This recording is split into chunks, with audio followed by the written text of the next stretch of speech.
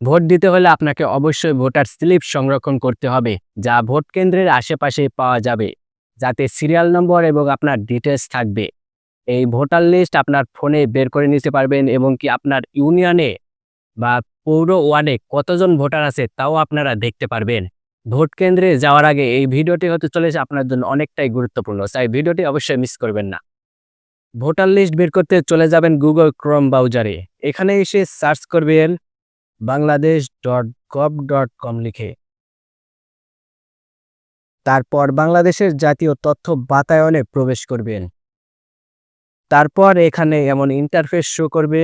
ওপরের দিকে দেখবেন 4554 ইউনিয়ন, জাস্ট এটাতে ট্যাপ করবেন।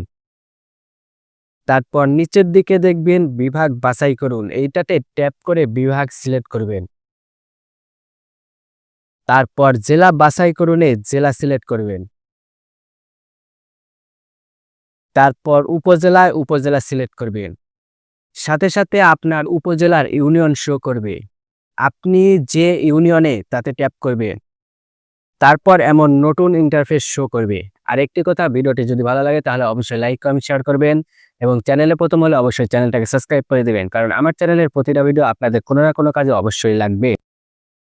এবার মেনু নির্বাচন করুন ট্যাপ করবেন।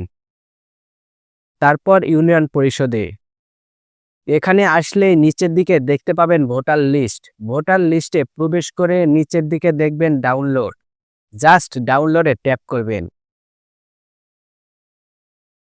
তারপর ভোটার লিস্টে লাল লিস্টে ট্যাপ করবেন। তারপর এখানে আপনার সহ আপনার পরিবারের এলাকাবাসীর সকলের লিস্ট দেখতে পাবেন। সিরিয়াল নাম্বার দেখে ভোট কেন্দ্রে গেলে আর আপনাকে সিরিয়াল খুঁজে খুঁজে টোকেন সংগ্রহ করতে হবে না, তাই অবশ্যই ভোট কেন্দ্রে যাওয়ার আগে আপনার সিরিয়াল নাম্বারটি দেখে যাবেন। আর এখান থেকে আপনাদের ইউনিয়নের মোট ভোটার সংখ্যাও দেখতে পাবেন।